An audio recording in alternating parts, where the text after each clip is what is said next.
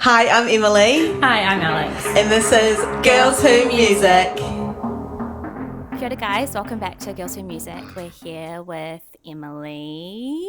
Hi. We're so excited to be here with you today and chat to you about basically everything to do with yourself. So we have a segment called Song of the Week on our podcast where we say a song that we've been recently listening to and enjoying. Do you have a song that you could share with us? So my friend Jess Fables put out a song called Eyes Closed, and it's this just like beautiful kind of like folk, I guess like folk pop track. It's gorgeous, so I would highly recommend listening to that one. Nice. Jess Fables. Fables, Yes. I think we follow her. Her name sounds very, very familiar. Yeah. Is this her second single? No. Third. Yeah. Okay. Yeah, and then album coming out later this year. Oh, that's exciting for her. Love that. Yeah, that's so cool. Em, do you have a song of the week? Yeah, my song of the week is Your Love by Pellegrini. He's a techno producer, and I just found him like the other day, and I'm so obsessed with his music. Yeah, I really love it. Nice. Yeah. What's your song of the week? My song of the week is from Charlie XCX's new album, Wuthering Heights. Cool. I literally listen.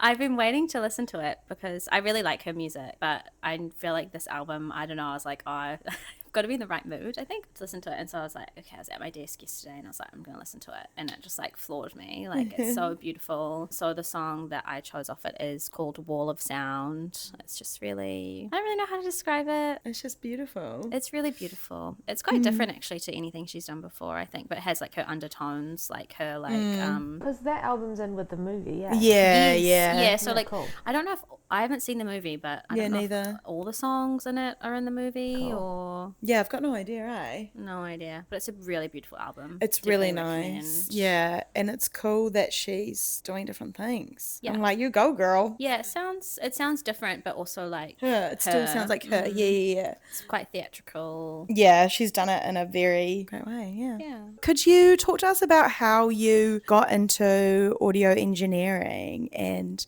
what made you decide to get into that? Where did you study? It's so interesting. So I'm an audio engineer, so I record, mix and master songs. I also have like my own artist project, and then I also have my own initiative which helps get more women and non-binary people into engineering and production. Yeah, that's so amazing. So that's like all of my kind of things that I cover. And I got into it, I just grew up writing songs, singing in choir, doing like musicals and stuff. Got into like more music composition just because that was sort of like the pathway that was given to me in high school. And then I decided I didn't want to really study anymore. And there was like a polytechnic available for me that I could just like go into called Maine. And that was like an audio engineering and production course. So I was sort of like, I'll do that for a year, and then if I don't like it, I can go do something else. Because I was really into graphic design at the time as well, like designing album covers and stuff. And then, like 2 months in was like, oh, this is my life passion. Yeah. So that was easy. Studied that, did a degree there, and then got an internship at a recording studio just before I finished studying. Worked up the ranks there, was an in-house engineer there for a bit, and then just have been like freelancing as an audio engineer since like the end of 2020. That's amazing. I feel like all the doors just kind of opened up for you. I was very lucky, which I think is one of the reasons why I made Record Enable, because I sort of realized that I had like a lot of luck and a lot of privilege in that journey, and that it's a lot harder for most other people. Yeah. So, I wanted to help other people get along as well. Yeah, no, that's so amazing. That's super inspiring. I love that. It's a really incredible initiative. Yeah. So can you talk to us more about that, when you started it? So I kind of started it was originally just as like, I wanted to give away money, but to basically be like thinking back to when I was leaving uni, and it was sort of like, oh, I'm going to go from having a studio available to me every day to having to build a career without any resources. Yeah. And so it was originally like a monetary award to give to someone to be like, you can buy some equipment that you need to do the stuff that you want to do, essentially. It's in the name, like Record Enable. Yeah. And so it started with that. And then I also decided to do like a workshop specifically on how to use a recording studio, just because there's like a lot of people who are musicians or like DJs and stuff who like the idea of recording, and they have the taste and they have the music creating experience. They have just never been taught how to like mic something up or like how to use use a studio. So Totally. filling that gap with them.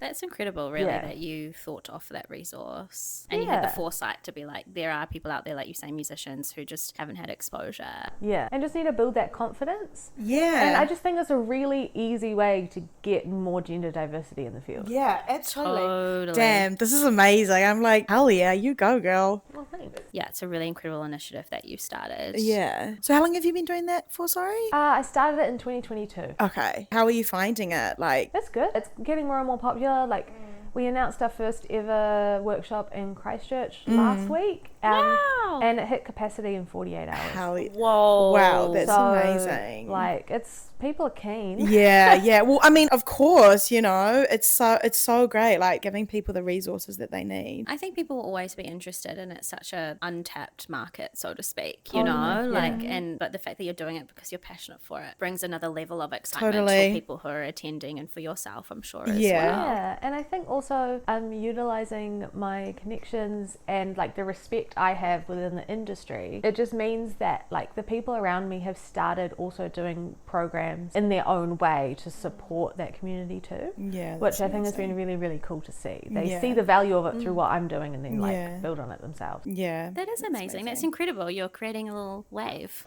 in Hopefully. the community. Yeah, you are. You are. It does seem like that. Yeah. That's so awesome. So in terms of the monetary side, so you created it in like the hopes of, or I guess to gift a grant or Yeah. like gift monetary value to someone so that they Yeah. could buy their own resources, and then you have the courses to kind of back that up so that they can come and learn and gain the confidence, like you said. How has that all been going? Like, do you fund that yourself? So Recordable kind of has like a bunch of different event categories now. Yeah. So we've got the Studio Skills Workshop. We also have like a production weekend. So if you've heard of like song hubs, like a songwriting weekend, and you'll go in with a producer and make a song in a day. This is kind of like trying to pipeline people into stuff like that, where maybe they're like a self-produced artist. They've made a bunch of stuff for themselves, but they've never collaborated for someone else before. So we've kind of got this event to be like, this can be your first time actually getting that practice in with someone, making a song for someone else. Because I think it can be really hard for people to take that step from like using your production skills by yourself and then using it for other people and then asking them to pay you is like a pipeline for sure. Yeah. So that event, we also do like a seminar series just like about different business skills or like philosophies and stuff. And then I have what I call like the Step Up program, which is where all our giveaways are facilitated under. So we've been like giving away equipment with the Rock Shop and giving away studio time for people to like finish things and giving away like access to like more substantial workshops that like cost a bit of money and that kind of thing. And so the kaupapa is like, it should be on weekends or after hours. Nice. It should be free. Ideally we've got parking and catering. So it's like trying to be like really available to people because there's so many barriers already. You don't need me doing an event on like a weekday when you should be at work, you know? Yeah. And so that means that I have to get funding. Yeah, of You know, course. and I self-fund it where I need to, but generally I've got some really great funding partners. Okay, great. That's amazing. That's amazing. And this is purely for non-binary and women. Yeah. That's so sick. I Yeah, love that's that. really cool. Yeah. But it's kind of like, it's like self-identified. Yeah. And if anyone can come along to the events, they're not going to be like, do you fit the thing? Yeah. Because I don't know where people are at in their journey. Yeah, exactly. Yeah, you're so right. I'm like, damn, I want to come. You should go. Dude. You're a DJ. You could go. Yeah, we're Come trying on. to, I probably am going to expand a little bit to like DJs and composers as Yeah. well. Because I think there's a lot of really like shared skills there. And also a really similar level of like diversity Yeah. in those fields. So I am kind of looking at ways in which we can bring more DJs and composers into the fold in a way that's like really useful for those skill sets. What an amazing, incredible thing that you came to through your own journey of becoming an audio engineer and through your own connections that you've made. You wanted to give back, and so soon in your Yes. journey as well. You know, like Yeah. that's Well, it's just I realized I was like the only woman I've ever like worked under have been like some of the best engineers on the planet, whereas like that shouldn't be the case. There I should just know. be like everywhere. should just be everyday people that you work with Yeah. and that kind of thing. So Yeah, totally. I was like, we need to just up the numbers. Yeah, out. I love that you're making the change. Agreed. Like, there's just way too many males. It's a very male-dominated industry, the music industry. And I just think there's so many different reasons why it happens. Yeah. And like it's not really very straightforward. And so like even for me, if it's like if I have one or two people in each event that continue on doing stuff, like that's a success. Yeah, because yeah. like it's a hard industry to get into in general, and then you add misogyny. Yeah, totally. So can you talk us through, I guess, your process of audio engineering, because you've worked across quite a range of different albums and soundtracks. What is that process like for you? So there's a bunch of different ways to make a song. Yes. yeah. Start I'm there. please teach us, because I'm just like, it's so huge, but like. So I'll put my like record-enabled educator hat on. Do it, Yeah. yes. So basically there's like a bunch of different roles within the song making process, and like these days they kind of get like conglomerated into one or two people. But if we like go back to when the industry had heaps of money in like the 80s, you had a different person for every role. So like you had your producer, who was the creative lead on the project and who also managed them like budgets and stuff of the project. And the reason that was is like an artist will come along and be like, I want to make an album that sounds like this. You find a producer that has lots of musical experience, has lots of connections, knows what all the studios are, and is able to like kind of facilitate the creating of the album that you want. So they'll go in and be like, you want a drum sound like this famous drum player, so I'm going to get my friend or someone in the industry who plays in a similar way to come play on your album, kind of thing. And then we'll go to a recording studio that knows how to get the sound that I think you're after. And we'll hire a recording engineer who knows how to make that sound happen. So they're facilitating that process. They will have a lot of creative control within that, but it's like on behalf of the artist. So then within that, you know, you're hiring session musicians or bringing in band members who play in the way the artist is wanting. And you're hiring a recording engineer, so someone specifically to record the music who has the style or like the temperament that you want within that process. And then once the song's recorded, you then take it to like a mixing engineer, because like within the recording process you're making a lot of decisions on the sounds and stuff, but you don't necessarily have that like big picture view. You're just focusing on getting the recording right. So then your mix engineer will go in and evaluate the sounds, get good balance, make sure that like those ideas that you're intending in the recording session are being executed properly, elevating the sounds, really getting it to like how you're actually hearing it in your head. And then the mastering engineer, this is kind of more when albums were the main thing, basically would take all of those different mixes, because they'd usually all happen on different days, potentially with different people, potentially in different studios, make them all like a similar level and then all sound cohesive as one project. So that was the point of that. These days people aren't as sure what mastering engineers do because you're just doing singles. But if you think about it in that album context, it's like, like these songs will all be slightly different and you want them to sound cohesive. And so what I do, I work as a recording engineer, a mixing engineer and a mastering engineer. I do a bit of production, but I'm quite, I guess, old school in my production style, and that I am more like an artist with strong ideas will come to me and I'll help them execute those ideas, as opposed to perhaps an artist who is a songwriter who wants me to like create the instrumentation of the song for them. So I'm a bit more picky as a producer. But as a engineer, I kind of just everything and anything. It's really fun. And artists will come to me and just say like, hey, I'd love for you to record this project, or we need to record drums in this studio, or I'm doing a lot more mastering for people now, which has been really fun. It's a bit more of a dark art, it's quite technical. Yeah, that's what I'm kind of wondering. I'm like, the actual art of it and the actual doing it is very technical. Like, how do you, I guess, like teach yourself that? Well, I learned it at uni, but I think it's just kind of classic, like top of your class at uni is bottom of the rung as an intern. Like, you're like, I know what I'm doing. Then you walk into a studio and you're like, I have no idea what I'm doing. And then when I worked at Roundhead, I was kind of the assistant for this really incredible engineer, Simon Gooding, and I was his like kind of like mainly working with him as an assistant for like a year, maybe 18 months. And so I learned a lot just from like observation and collaboration that way. And then I think people started getting me on as a mastering engineer because I think they kind of trusted my taste and just wanted to make sure that everything was good. But now it's just more and more people, I don't know, just like my sound or think That's of my amazing. But it's definitely like a different beast to the other stuff. When you first started, would you get like really nervous, or like how do you kind of like compete with like, I guess, how you're feeling in your head and being like, no, this does sound good, this is probably what they want, or you know what I mean? It was really nerve-wracking when I first started because I was working at a studio that's really expensive to hire, so it has to be good. Like people are spending too much money for you to be like new and not very good. So it meant that I had to be very careful about when I transitioned into like taking the helm, and like we had to be quite a little picky with what sessions I went into to start with. But it was quite lucky in that I would work with artists as an assistant, and then they would have like a smaller project and be like, no, you can come and help me out with that. So that was really nice that I had that community. And then kind of just working with a lot of people sort of my own age, so that like they're figuring it out, I'm figuring it out, and it's like a journey there. But it took me a long time. I'm quite shy naturally. And so doing the work and not being 100% sure on it and having someone watching you was like so hard. But you just have to learn, you just have to get over yourself. Like if you want to do it, you just have to get over it. Fake it till you make it, right? Totally. And also just learning how to fail in front of other people. I think it's an important life skill in general. And also sometimes just saying, let's figure it out together. Like, I don't know, it'll be fine. And having faith that, like collaborating with good people and having faith that the end result will be good. It just, you're not quite sure what the journey will be to get there. And then lastly, it's also about just learning about what's in front of you at the time. So being like, I don't know anything about any of these microphones, but I'm going to learn what this microphone sounds like and the name of this microphone.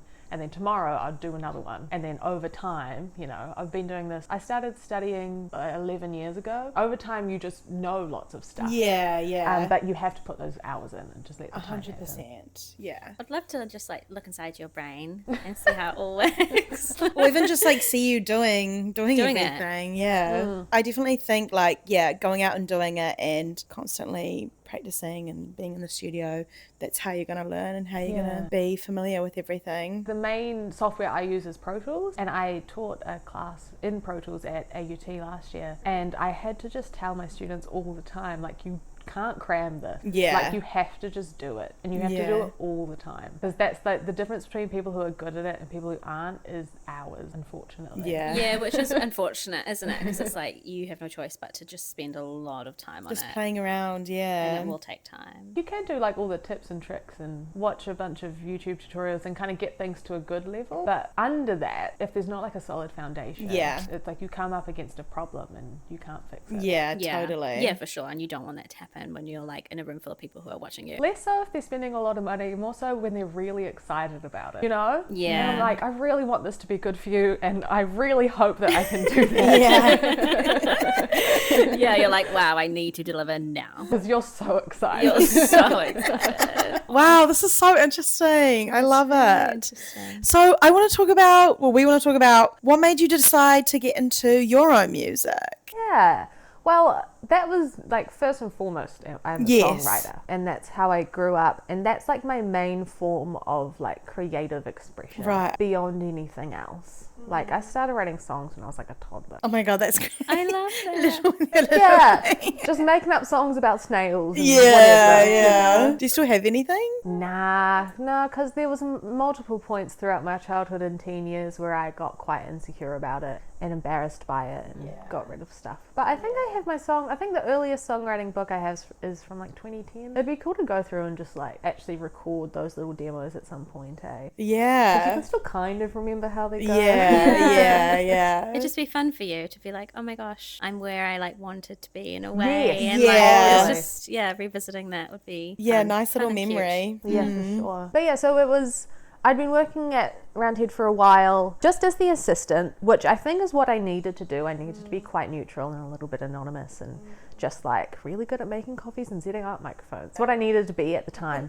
But I realized as I was moving into being an engineer that people didn't really know what my creative perspective was, because I'm not like super outward in terms of my own creation, you know? And so when COVID happened, the studio let me take a whole bunch of gear home, which was great. Well, it was less let and more, hey, I'm going to take a bunch of stuff. And then be like, hey, us too. And so I thought, okay, I'm going to actually like write some songs with the intention of putting them out, or at least like more of an intention than I'd ever done previously. Tinkered on them over that time, and then at the end of 2020 released my first EP. Very much just like, hey, I'm putting out an EP tomorrow. Did that, and then it was really just to assert to people what my general creative perspective is, and to kind of do that for myself and start that journey. And then in time I've collaborated with more people and like been more out with it. Had a couple of performances last year, which is not something I enjoy. I can phrase that better. It's not something I don't enjoy, it's just not like my happy place. Yeah. Or it's like my happy place in its own way. I'm just a little rusty. I've been hyper focusing on recording. Yeah. And it ended up being just like a really fun creative outlet and a good way of connecting with people, to get them to come in and collaborate with me. And then also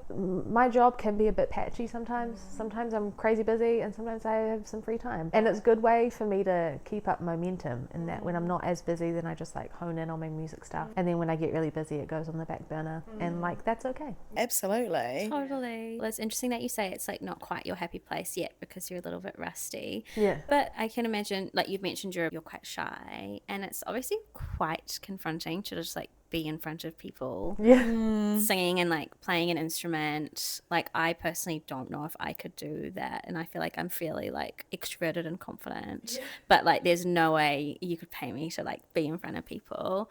It's quite confronting, but interesting that you make music and it's like such a passion of yours, and how like those two things can actually be really separate as a performer and as a musician. Like they don't always coincide. It's just it's really interesting. Yeah, I think it's because like my creative outlet is in the creation of the thing, more so in like the performance of it. And that's okay. I just think a lot of musicians don't come from that perspective, so it can be a little bit hard to understand. I feel like some musicians, you're a performer in like the best way, you know what I mean? It's like they are just like on stage, like in the light, loving it, and then it's just an interesting perspective. Your creativeness is in the creation of the songs themselves rather than It's literally And then I think that. because I performed a couple of them, I released a vinyl as part of my album last year, and I performed a couple of songs at the like listening party for that, and that was really fun. It was hard, but it was really fun, and I was sort of like, it would be cool to do this more and like flex this muscle a bit more, but I don't think like doing live shows will ever be a priority for my music. It's a lot of work as well, you know, a live show, like finding a venue, setting everything up, gathering people. It's huge, and you're wearing many hats currently. And that is the other thing, right? It's like, can I allocate the time? Because that's all it is. Like doing stuff like playing live a lot is a lifestyle choice. Who knows? Maybe I'll later kick down the it off. road, you know? And like I'm like really comfortable with that journey. Can you talk to us more about Move? How did you get to that title of Move? It's very, I love the like cover image, I guess, of you like literally like running.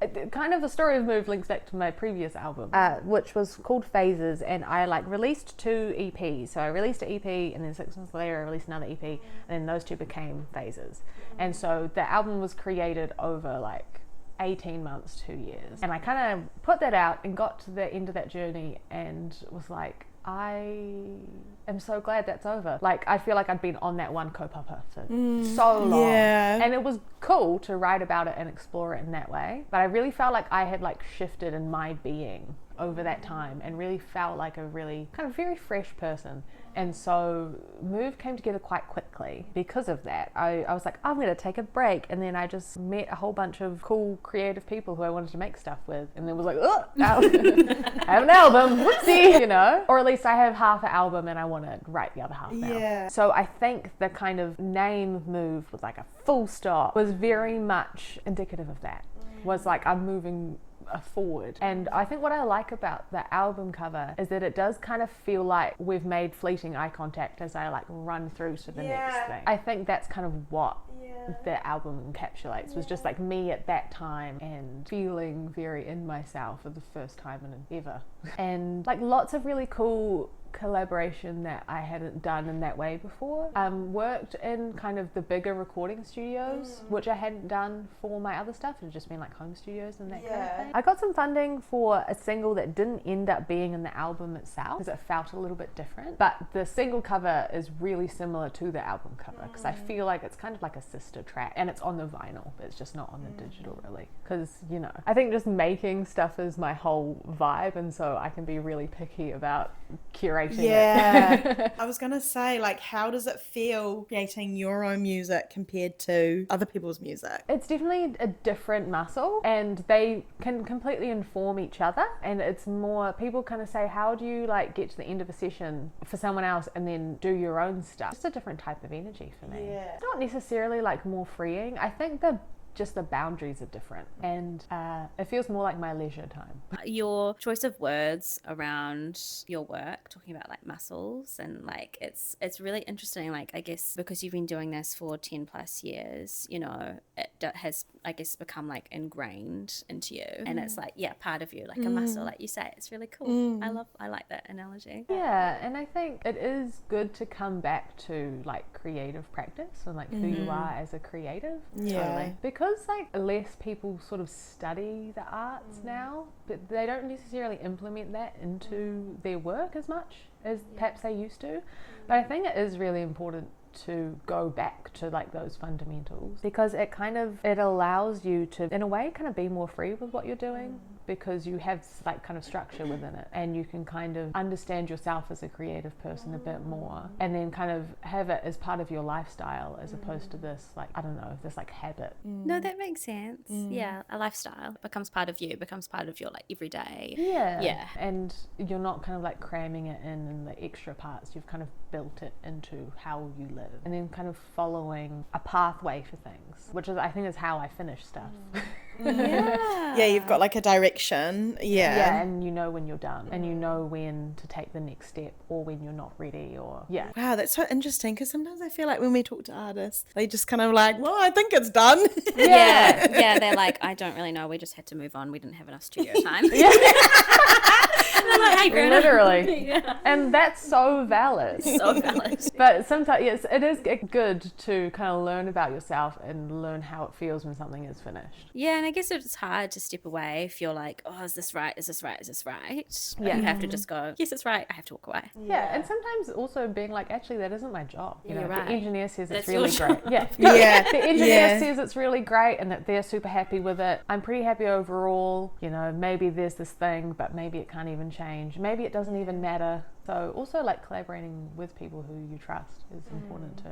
Totally. Yeah, like you say, I guess I never really considered an audio engineer's perspective as being part of the creative process and shaping like, a song, an EP and an album. Because if you have an audio engineer that doesn't necessarily align with your style or your taste of music, it's going to create a massive disconnect. Totally. Yeah, and I guess for you, part of your self-discovery and your journey of, becoming the audio engineer you are today, among many other hats, is standing firm in like your creative, like who you are at your core, and then that in turn helps the artists that you work with to become their best selves and produce the best work that they can. Yeah, and I think that is really important for artists to not necessarily just work with who's in front of you. That can be really good. It can be good practice, and especially if you're quite trusting in that person. But in time, it's important to think about, like the personality, like the music that they make, how they make it.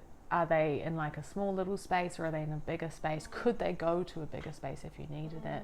Like what their skill set is and that kind of thing. Because it can massively sculpt the work that you're doing. And I think I struggle sometimes because people come to me, because they don't want to work with me anymore. And that's completely valid. It's just that I might not actually be the best person for them. But that's also why I want to get more non-men into this. So that I have somewhere to send them. Totally. I was going to ask that. So like when that happens, you just send them through to someone else? Well, it kind of depends what they need. Right. And what I'm capable of. Once again, if it's production stuff, then absolutely I just send them on. Because I'm like, I'm not going to have a fun time. You're going to get frustrated. You're going to be annoyed you're going to feel like you're wasting your money. I'm going to feel like I'm wasting your money.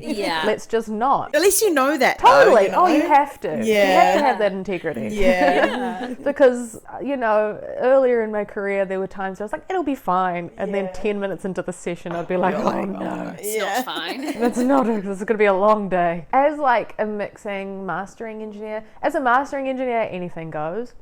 And kind of as a recording engineer, anything goes. Yeah. I guess as a mix engineer, I have to be a little bit more picky because I do lean a little bit more indie with what I do. Yeah. So like I can do like really pop stuff. It just I have to work a little bit harder for that. So all of that to say, it depends.